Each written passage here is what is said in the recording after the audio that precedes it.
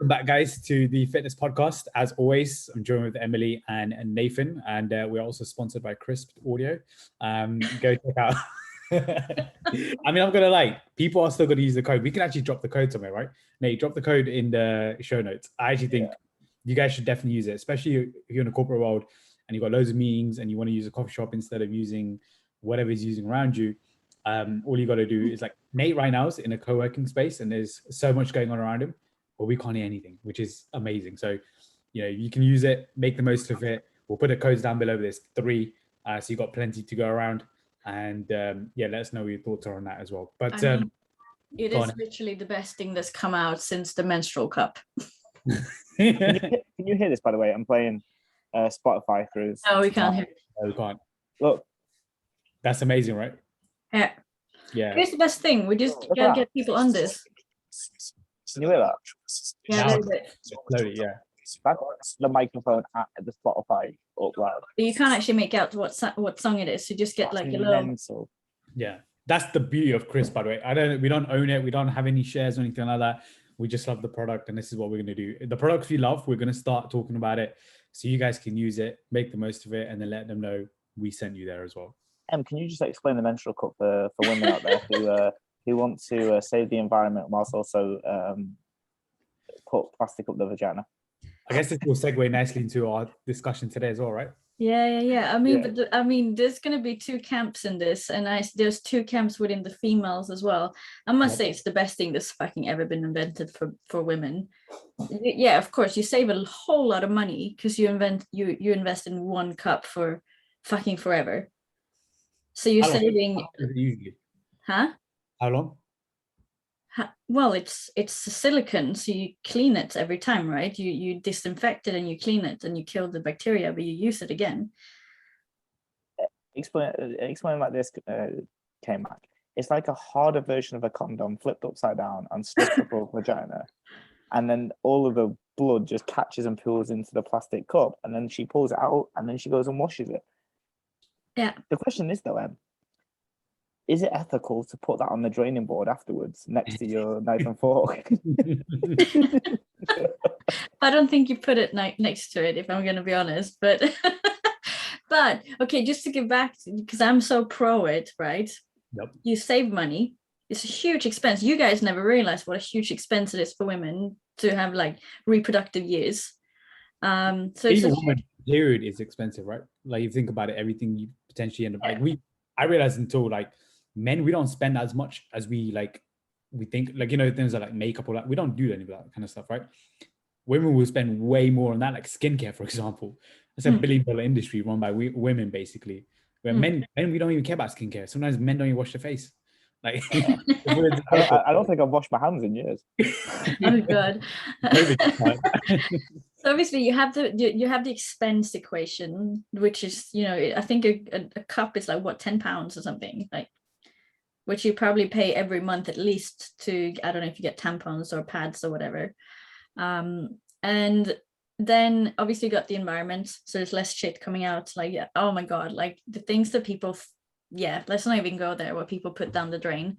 And then there's also for like the pH hygiene inside of a woman. You don't put anything up that is going to disturb your pH. Like, you guys you don't know what it will be like, but it's you know, you mess yourself up putting up things that has chemical on, because essentially all of it is bleached and all of it has chemicals, and you're putting that inside of you where you're fucking sponging things up through your sponge. So yeah, I think it's the best thing invented. Like, every time I'm like, yeah, I fucking appreciate you. And you can go for the whole day and you don't fucking have to go like, whoa, I need to change. Like, you put it in the morning, you take it out. Well, you don't take it, you empty it in the evening, put it in again, and you do it in the morning, and that's it. You never have to worry that you go to work and you start to fucking bleed out because you're just a fucking war.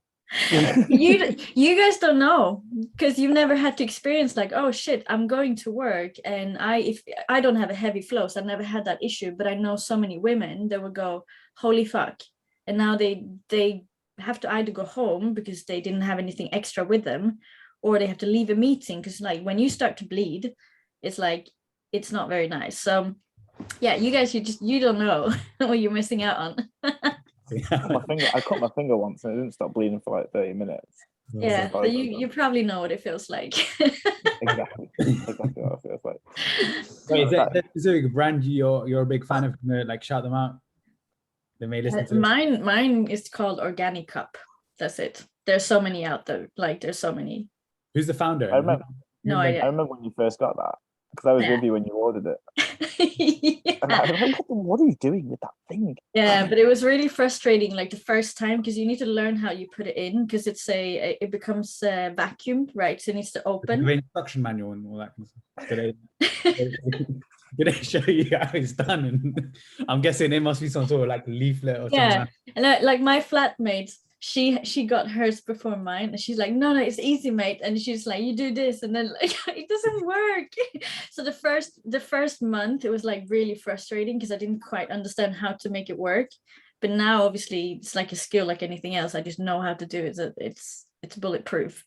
But I remember the first time it was strange. But also imagine, Steve Jobs, like, well, the new iPhone used to come out, you'd be like showing it to everyone. How do you show this product and be like, this is how we're going to demonstrate it to someone else? It just wouldn't work, right? Let me bring my lovely assistant onto the stage. Yeah, exactly. But you know what, like, it's worth it. I think people who are hesitant to it, I think it's definitely worth it, for so many reasons, right? It's not just money, it's not just the nature, it's also like your actual female health.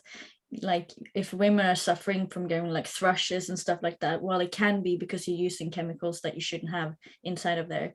Like so yeah, for me it's like a no-brainer. Yeah, that's just me. Shout out to the Organic Cup. Shout out to Krisp and to Organic Cup, our lovely yeah, the sponsor. We've made it a sponsor from now on because we've actually got a code. So make the most of it, guys. And if we haven't got a code yet for the Organic Cup, but soon, we call it Emily Fitness. I'm going to be an affiliated athlete of Organic Cup. I mean, you know what? If they listen, let's say someone who does listen to it, right? And they work there, like, wow, she was so passionate about this. You know what? Yeah, but I feel so passionate about it. Like, I'm actually happy that we brought this up because I genuinely feel like people are missing out. Yeah, so I'm doing the same for a burger place called Pickle in Dubai. I'm ordering from there. I'm ordering from there so much, and I'm passionate about their burgers that I keep tagging them on Instagram, and we have these conversations. He's like, "Yeah, you go, bro," and I'm like, "No, you go, bro." just waiting for I'm just waiting for the oh, do you want to come down and test our new? Yeah, I do. Yeah, I do. I thought you were going to be like, I was going to literally be like, Nate, so what's your favorite condom of all time? Then you could give it a shout out. None of them. Ooh, what? It brings us nicely onto the conversation that we actually want to have today, right? Which was the topic of gender roles and nothing about fitness, but may allude into fitness potentially. And I just wanted to hear, well, I know what Emily's points are going to be because I know Emily very, very well. So I just want to poke the bear really on gender roles, and I just have an interesting conversation because I think you've got two camps here. Obviously, one that doesn't believe in gender roles and one that does. But I think this was one that is being brought up quite a lot by the likes of Jordan Peterson, who is rising in his thought process and his proximity to being like famous and in everyone's living rooms or YouTube, right? So he's got some big points on that.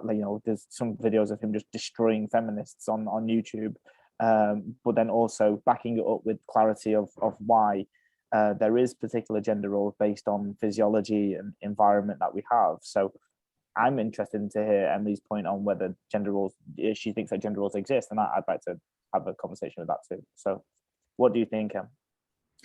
Well, there are two genders. Right. So yeah, let's not go down. All right. Or are there... No. I'm with them on this. We're not on this podcast. We are not entertaining and any more other genders than a penis and a vagina. That's it. Yeah, I mean, we still respect that people will want to associate as whatever they want to associate that, but there's still two genders, right?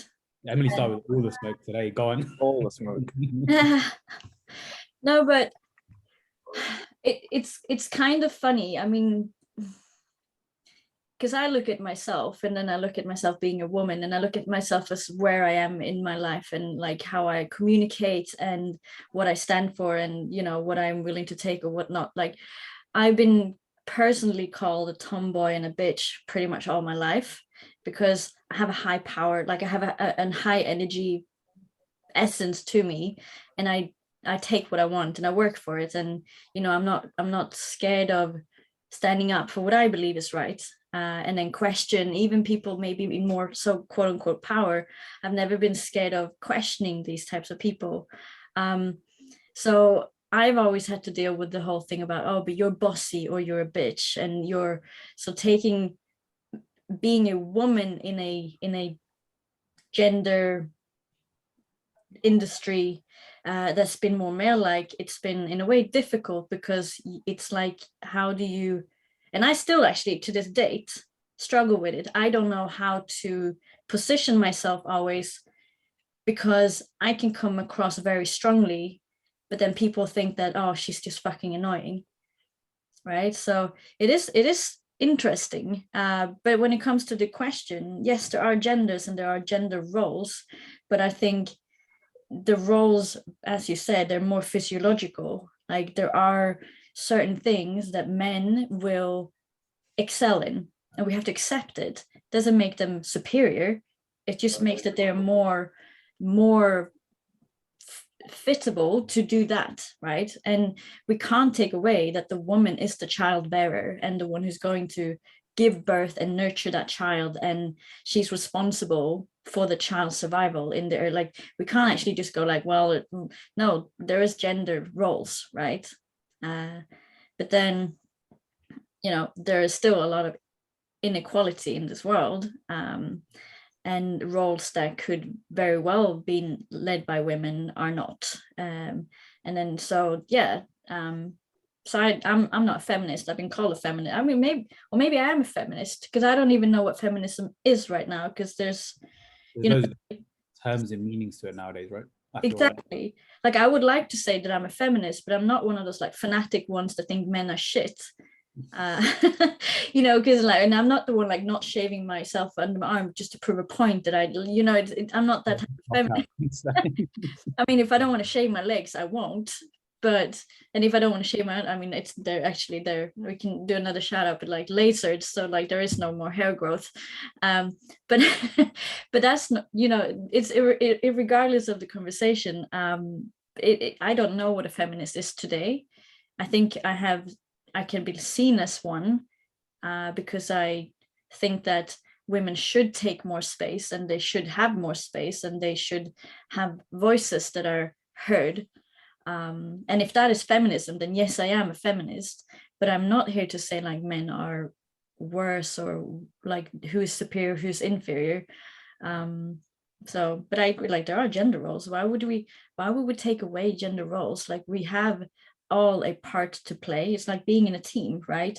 You will have a goalkeeper, you will have someone who scores, and you're still in a team. I don't know. I'm just rambling. I have a lot. That's a good one. I think for you grew up in your 20s were spent in a male dominated industry, and those dominated industries it doesn't mean that it's a bad thing because it's dominated by one particular subset.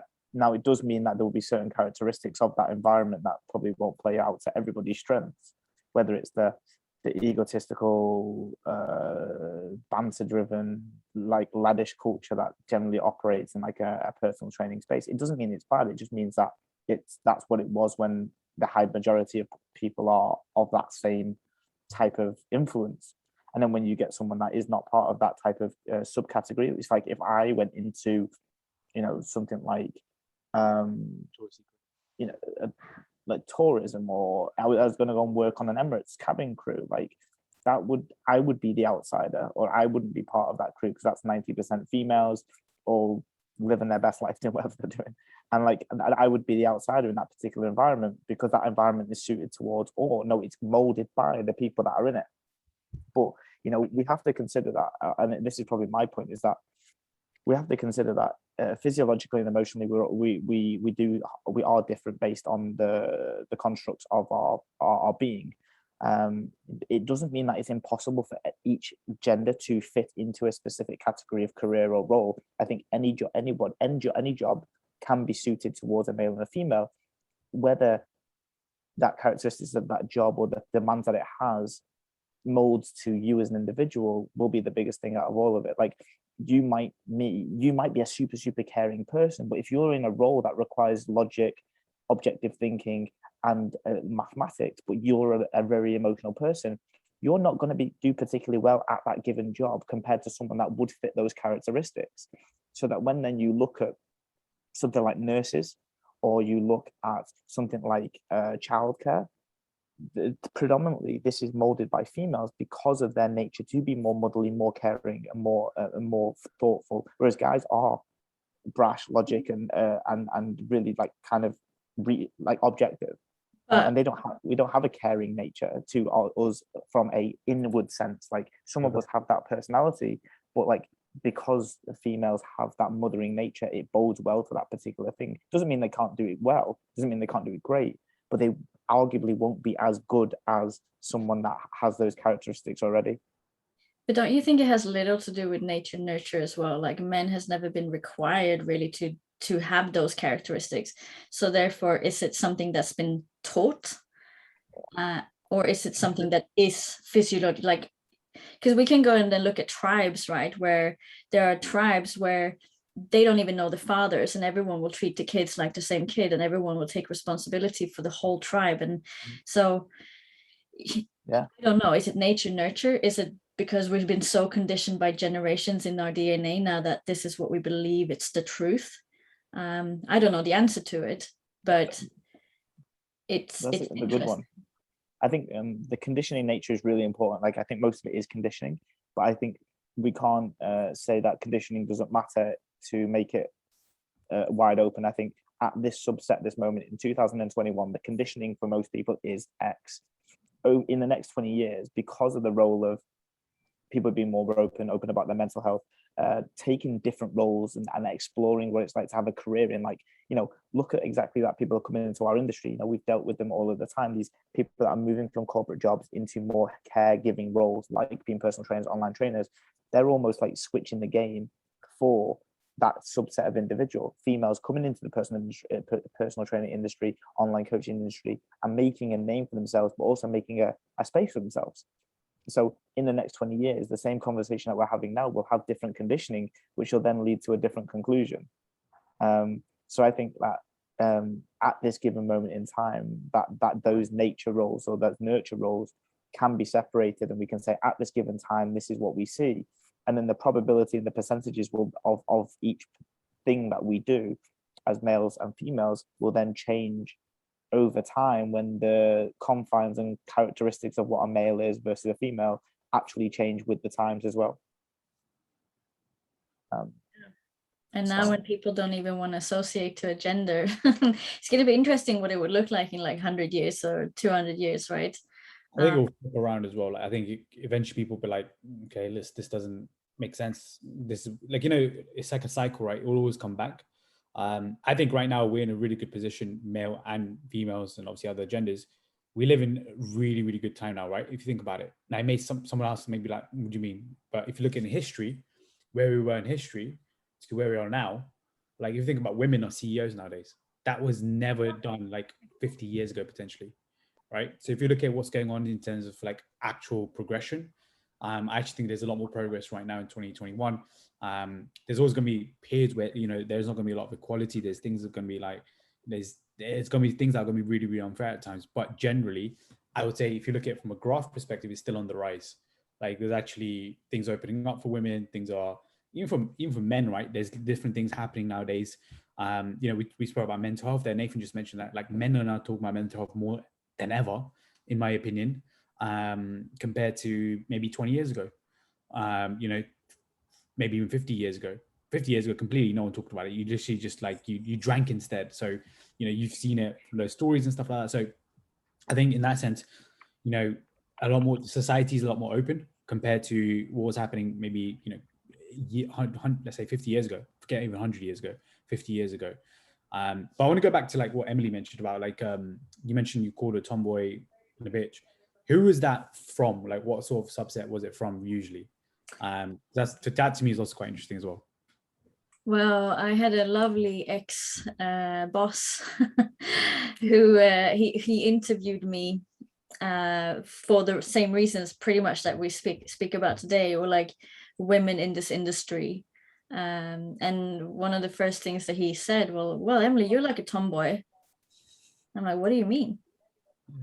Well, you have a strong sense of will. You verbalize what you think. I'm like, does that make me a tomboy, or does that just make me a strong person? Right. So it's kind of like pushing down on something that's just innately who I am, trying to mask it as like, oh, you're like a guy, but you're in a female body. It's like, no, I'm a woman and I have power, and that's two different things. But I think, and he was obviously like misogynistic and sexistic, and a lot of these things. And in a way, I guess, I don't know, superiority, or trying to show superiority.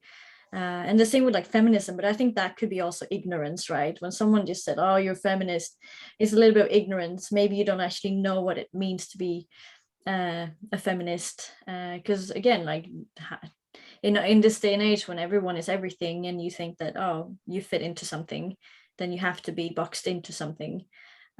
So yeah, but I mean, so I think that was like a big exposure to it, just that moment in time, because it was so. And I remember I was just sitting there, and I was like, so what do I do here? Do I just smile and agree like I should, or do I say I don't agree? But yeah, so that was one. But I think it's everywhere. Like, and I think that's what you guys probably don't realize, that it's everywhere. Like as a woman, you don't realize. Like Nate mentioned it. I love being in the environment with guys, but if we were to break down every time Nate said something sexistic, even in this podcast, can you imagine what I've heard on the gym floor for many, many years? And like, I don't take it personally. I think it's funny, but someone might not have the same set of, strength and feel secure in themselves, or they can't see it as a joke, or they can't like differentiate. So for them, it becomes inferiority, and like, oh, I'm just an object, or I'm just this, or I'm just that. And I'm okay to be an object, because I don't really fucking care if someone's going to objectify me. But it's everywhere, the whole thing, like the undertone of what someone says, because you're not often on the receiving end of it, you don't know. So it's difficult. Like I don't want you guys to stop punning me and and pulling me. No, I know. Our friendship is based on this.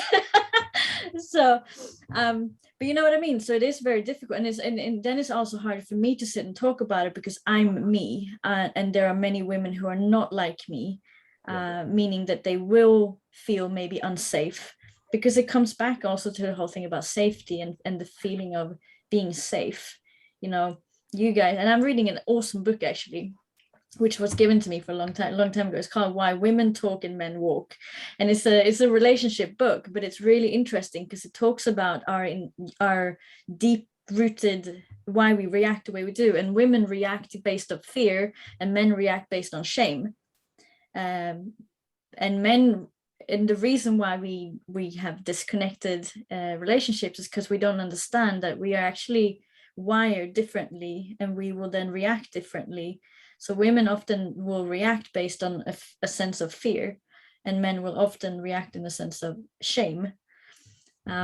So yeah, that was a bit of a diversion, but yeah, it's interesting. I think it's good. I think a lot of, not speaking for myself here, but I can see a lot of times in which guys would be very much feeling inferior to strong women. I don't know what that word was, what I was looking for the word, but like they would definitely feel that, especially in some scenarios where their ego is wrapped up in that higher position or that leadership part. And when you get questioned by a guy, it just seems to be part of like the laddish friendship vibes. But then when it's the opposite sex that are coming to challenge you, that can obviously be a really hard, it can be a really hard juxtaposition, especially if you deem the other sex to be something that is either different, worse, better, or negative, right? So then if they come into that scenario, they almost want to assert their leadership qualities on strong women, because they don't want them to, or they have that fear that person will find them out, or they'll be better than them. Or, you know, I personally love to see really strong women. That's why we got on very, very well, like forever now. And like there's a couple of other ones that I get on massively with, and it's always great to see. But I can imagine from a different perspective, if you are fearful of, you know, you're just a small boy inside of you that are just masking it up in this ego, when you do have some strong people around you, and they are female, it would create that need, or feeling that need to kind of assert dominance, which is not ideal when your ego is wrapped up in that dominance.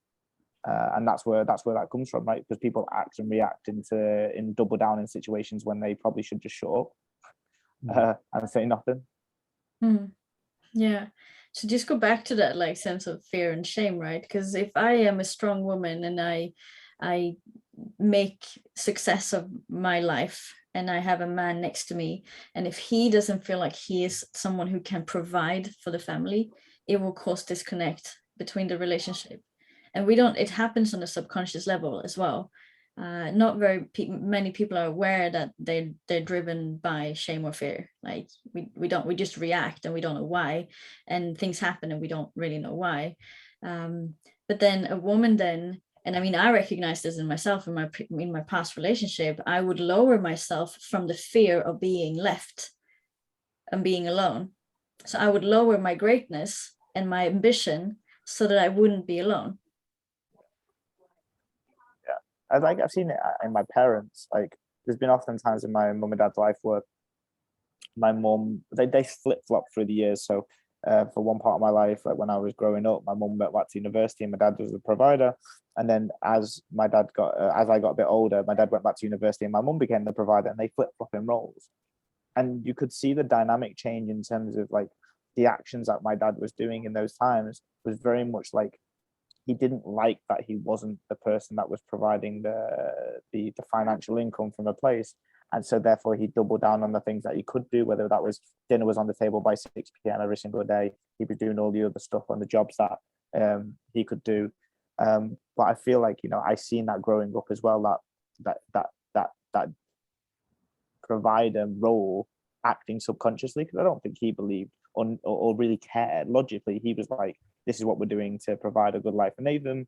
Mum's going back to university. She's going to have to do that because this gives X, Y, and Z. She gets a master's and she earns more money.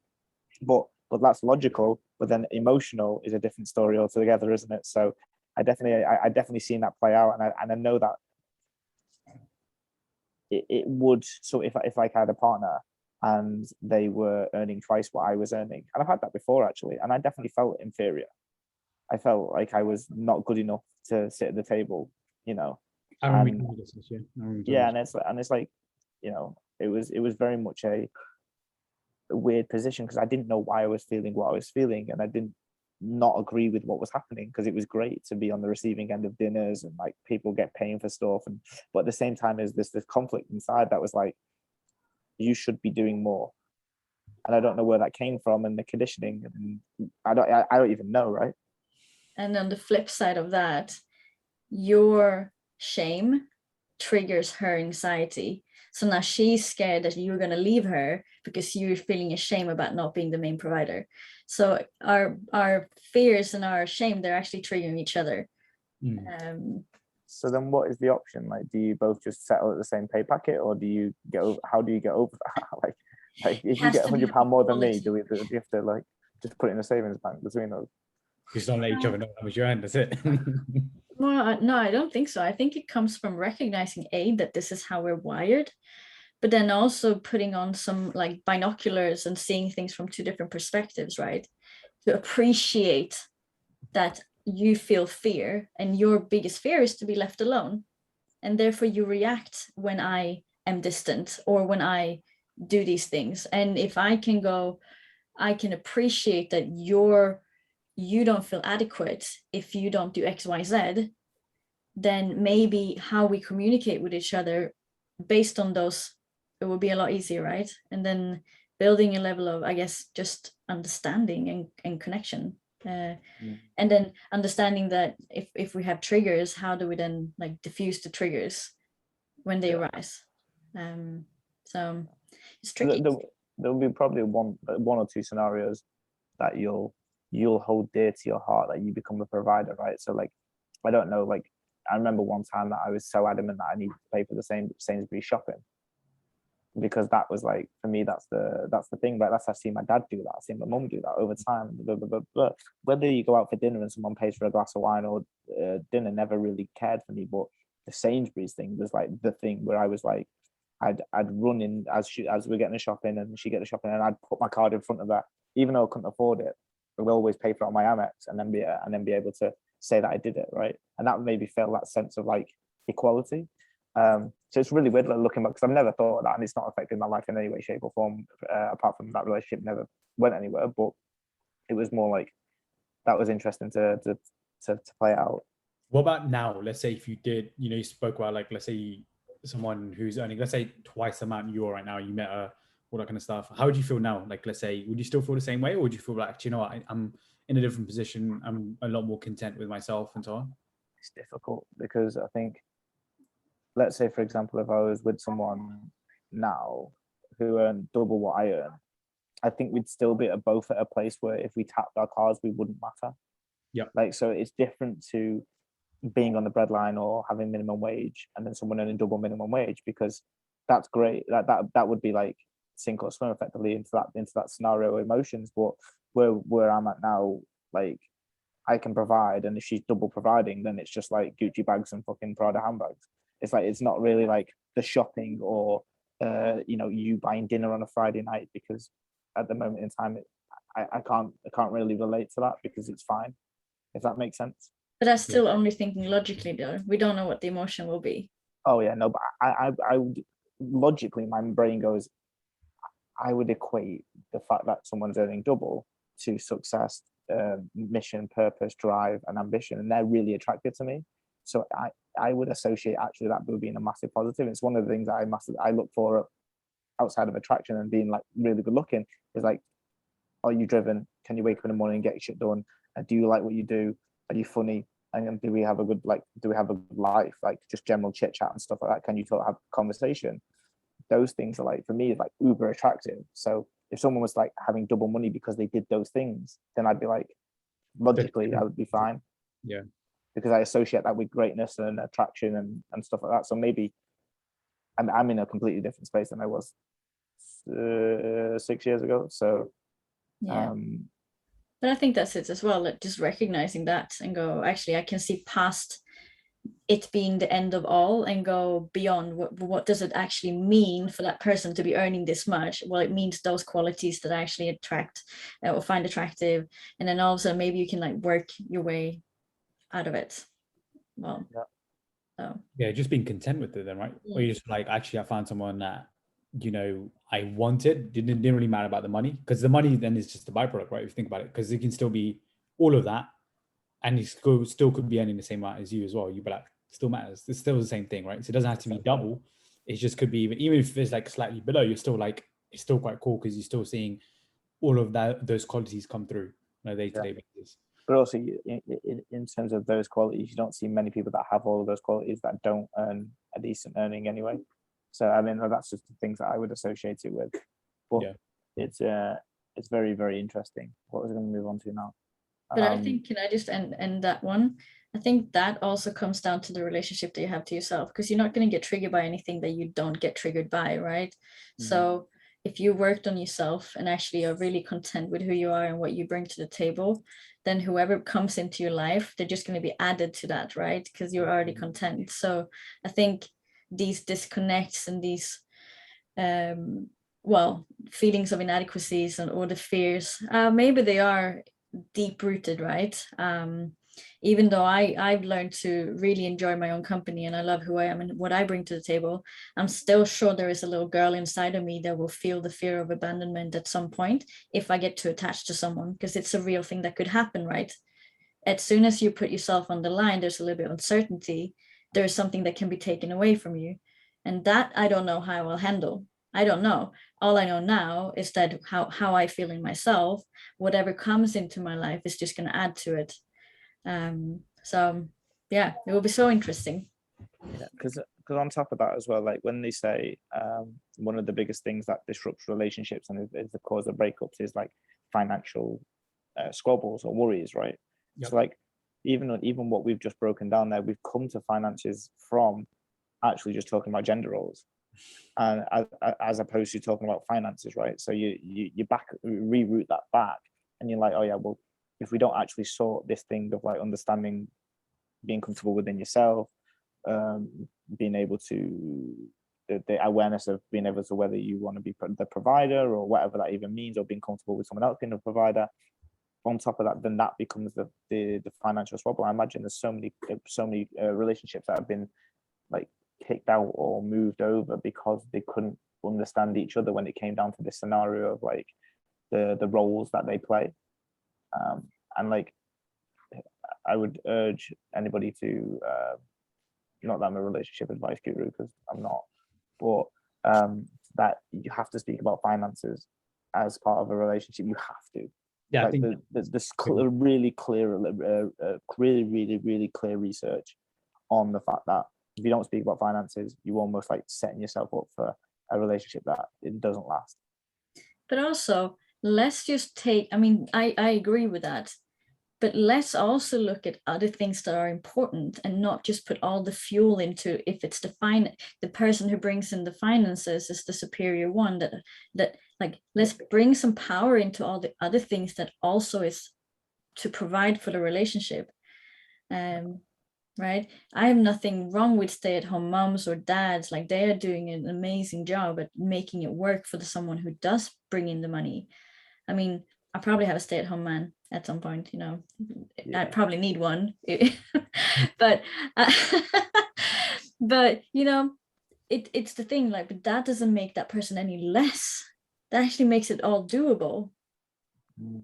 That's what George Peterson says about, like, I think he talked about, like, you know, moms, and eventually talk about like careers and stuff. I remember, I don't know, Nate, if you've seen the interview, I think he did one with GQ, and it's with a lady who's like a super feminist, and he was just kind of being like, look, it's nothing wrong with if a woman wants to be at home, it's not a bad thing, because being a mother is one of the hardest jobs in the world anyway. And he actually said that quite, I think she just literally was like that for shut up for about like good 10 minutes basically. But he said something similar to that as well, to be honest. Where there's nothing wrong with it. It's like, you know, being a stay-at-home mom or even a dad, it's probably one of the hardest things, because you're actually bringing up someone else and you're nurturing someone else as well, which, you know, in hindsight is, you know, we obviously don't know it just yet, but, you know, eventually in the future we'll know about it, and we'll obviously have our own experience on it, but probably like super tough, right? Very, yeah. really. So I think what Em said then about obviously changing the confines of what a relationship is, I think that's the way it's supposed to be. But I think because finances are such a huge prevalent part in everyone's life, it's almost one of these things that if that's not settled or safe or in a great place, then the other things can't thrive too. So like, as you could have like the best sex and humor and all of these things in a relationship, but if there was always that bottom line potential like issue around finances and what you could afford and like the quality of life that you have, I think the other things would suffer. I 100% believe that if you could take that out of the equation, then you would have a healthier, happier relationship for sure. I just don't know how many people can do that logically with the times that we live in and the expenses of what we do, or the way that you live life. And that's probably another conversation altogether. Is like when people are trying to have a champagne lifestyle on a Coke can budget. And like, if they're trying to achieve this over here, then those finances do become important because they want this certain thing over here. But if they actually settled for less of a, you know, a bloody Fanta lifestyle instead of a champagne lifestyle, and they actually focused on the relationship outside of money, then they would probably have a happier lifestyle overall. But that's just That's a good joke, by the way. I don't know if you heard his Chris Rock joke. He goes, if a woman's ever dated a guy with a Ferrari, she's not going to go back to the guy who's got a Prius or Toyota. She's never going to go back to that. It's actually one of the best jokes I've ever heard. But it's obviously like, they always say comedians actually have some truth in it as well. So it was one of those where I was like, I think it goes both ways. If a man has dated a fucking Ferrari, he wouldn't just go and date a Prius. Hallelujah to that. 10 out of 10's only here. Well, let's see what Jeff Bezos does, isn't it? If he went from like obviously his wife, who he classed as a Ferrari back in the day, let's see what he does now. And Bill Gates. He never has to have a relationship ever again. He could pay for 12 million relationships and still have billions of dollars. Yeah, but do you think he has PTSD from that now? Because he just was like, any relationship he gets into, he doesn't know what's really going to be. Like, we spoke money there, right? Is that the issue then for him now? To really like open up? I think he's got enough to be slanging it anywhere he wants to, with whoever he wants to. Right, yeah. He's going to be a trillionaire by the time he dies, to be honest. Which is like, trillionaire. Imagine that we're going to say trillionaire. He's the first ever trillionaire. Crazy. Yeah. I think we could speak so much more about all of this. This is such an interesting topic, I think, personally. Yeah, we haven't even dived deep into like the fitness side of things yet. No. And how that Emily's got to get back to the kitchen, so we've got to cut the podcast short. Yeah, sure. You need to go and I don't know, On the building site. Put polish on the fix the cupboard in my kitchen, bitch. Oh, sorry, I can't hear you from the washing machine over there. That was a good one. That was a haymaker, isn't it? If you think about it, like Emily's dead silent right now. She's like, "Damn, I'm thinking about it." No, I'm just gonna let him have this one. So, Yeah. but that's the thing, and also, but this comes back to the whole thing about political correctness. Like, if you fucking can't joke about everything, then life is not worth living.